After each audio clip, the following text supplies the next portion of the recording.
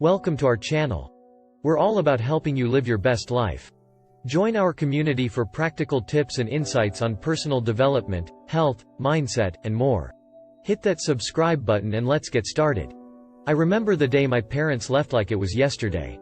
They had been arguing for weeks, and I could hear them fighting in the living room as I was getting ready for school. When I came out, they were gone. The house was empty, and all I had was a note saying they needed to sort things out. I was devastated. I didn't know what to do. But I knew I had to keep going. I managed to finish my studies and found a job at a local fast food restaurant to make ends meet. I was struggling, but I refused to give up. One day, as I was leaving work, I ran into an old high school friend named Max. Max was always the life of the party, but I could tell something was different about him now. He looked tired and worn out.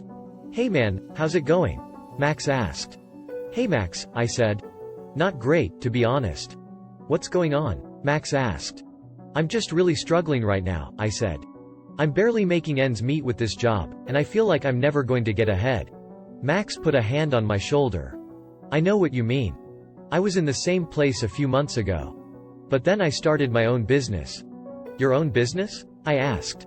"How did you manage that?" "I had an idea for a mobile car detailing service," Max said.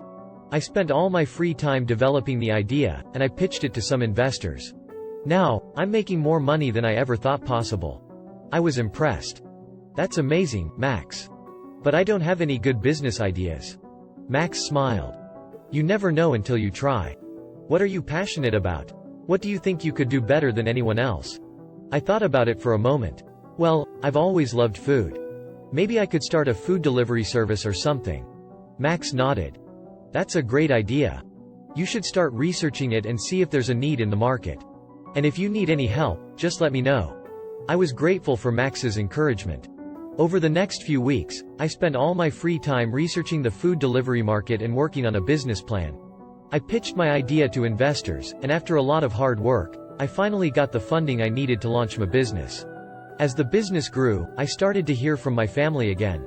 They called me one day, asking to meet up. At first, I was hesitant, but I agreed. When we met, there was an awkward silence as we sat down at a cafe. Finally, my father spoke up. "Son, we're sorry for what we did. We were going through a tough time, and we didn't know what else to do." I felt angry and hurt. "You left me alone without a word," I said. "How could you do that to your own son?" My mother spoke up. "We were wrong, and we know that now. But we're here to make it right." I wasn't sure I believed them. "What do you want from me?" "We just want to be a part of your life again," my father said. "We're proud of what you've accomplished, and we want to support you." I was skeptical. Where were you when I needed support? When I was struggling to pay my bills and finish school? My parents were quiet for a moment. "We were wrong," my mother said again. "But we want to be there for you now. We want to make up for lost time." I took a deep breath and thought about it. I had spent years feeling angry and hurt, but I didn't want to hold on to those feelings forever. Maybe it was time to forgive my parents and move on. "Okay," I said finally. "We can start by having dinner together next week." My parents smiled, relieved. "That sounds great, son." Over the next few weeks, I slowly let my parents back into my life. We had dinner together every week, and they even helped me with some aspects of my business. I was still cautious, but I wanted to believe that they were sincere in their apologies. But then, one day, I received a call from my parents' lawyer. Apparently, my parents had filed a lawsuit against me, claiming that they deserved a portion of my business profits since they were my original investors. I was furious. All the pain and hurt I had felt over the years came rushing back.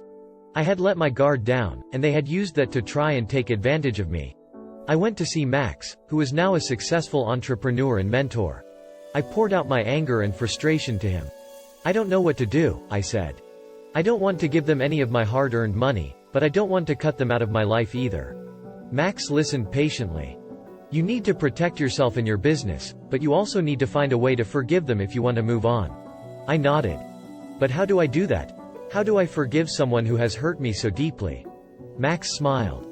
"Forgiveness isn't about forgetting what someone did to you. It's about choosing to let go of the anger and hurt so you can move forward. It's not easy, but it's worth it." I thought about his words for a long time.